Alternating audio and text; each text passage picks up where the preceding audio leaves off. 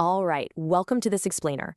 Today, we are diving into a really fascinating, highly repetitive, and just deeply emotional piece of modern text. Look, this isn't your standard run-of-the-mill romance poem. Honestly, it reads a lot more like a digital footprint of human longing. We're going to trace the exact words of this narrator who seems to be totally caught between this deep, almost spiritual yearning and a mesmerizing, almost mechanical loop. It's a wild journey that goes from the subconscious mind way out into the cosmos and then violently snaps right back to a glowing screen. So let's jump right in. I want to kick things off by highlighting this jarringly modern line right here. Your image in my eyes, simulating my thoughts. I mean, just let that sink in for a second. We usually think of romance in terms of, raw feeling, hearts beating, a real organic connection. But throwing the word simulating in there, that changes everything. It adds this incredibly technological, almost artificial flavor to the whole thing. It perfectly sets up the core mystery of our material today. Who exactly is this narrator, and why is this image not just inspiring their thoughts, but literally running them like a software program?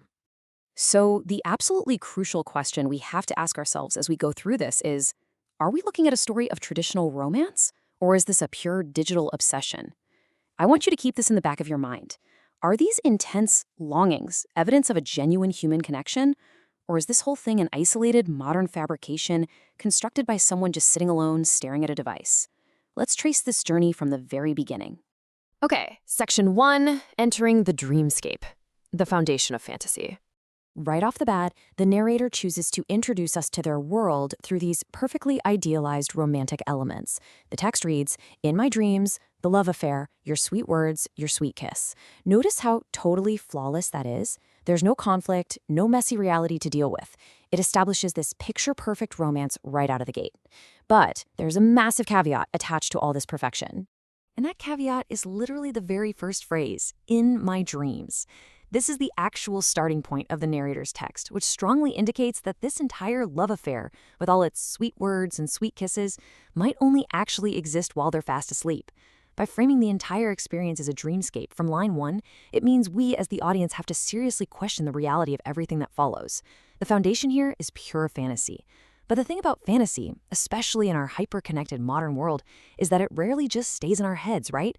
Eventually, it starts seeking out validation out there in the real world. Which brings us to Section 2, the digital search, obsession in the modern age. The text abruptly shifts gears here. We go from that ethereal, floaty, in my dreams vibe directly to the highly active, almost sterile active data collection. Searching your name, searching your images, loving your smile, loving your body. Focus on that verb for a second, searching. It's such a distinctly modern online action. They aren't scanning a crowded room hoping to lock eyes, they are literally running search queries. The romance has officially moved from the subconscious directly into the search bar.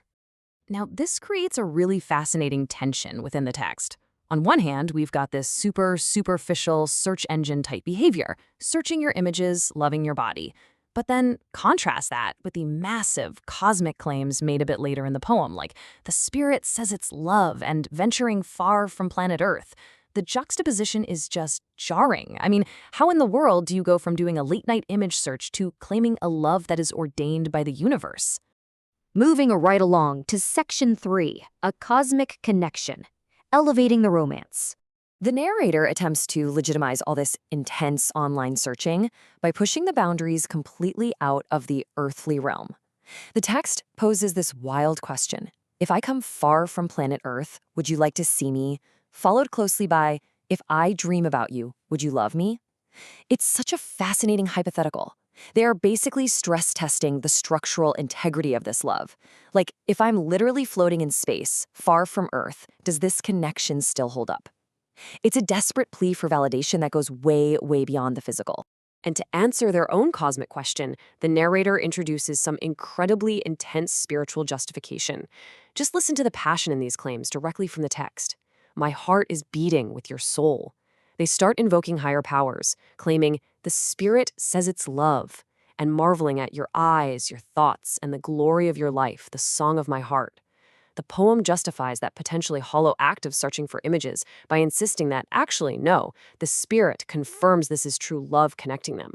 It's an incredible way of taking what looks like an online crush and elevating it into this grand, soul-binding destiny. All right, section 4, the summer Playboy motif, deconstructing the mantra. Because just as we're getting totally swept up in this beautiful cosmic romance, we hit this exact unchanging stanza. Let me attract love, and I thank you for your smile. Thank you, summer. Thank you for your love. I love you, Playboy. I love you, Playboy. It is totally hypnotic, and honestly, it's a little bizarre, right? It functions exactly like a mantra. The narrator blends this modern law of attraction style plea, let me attract love, with this hyper-specific, almost confusing gratitude to summer and Playboy. It serves to anchor the obsession. It doesn't evolve, it doesn't grow, it literally just repeats like a glitching record. To really wrap our heads around the impact of this, let's treat the text purely as data for a second. Get this, exactly 40% of the entire poem, that's 4 full stanzas out of 10, is dedicated entirely to this repetitive Playboy/summer mantra. Only 60% actually contains the evolving story of the dreaming and the searching. This mantra just keeps popping up.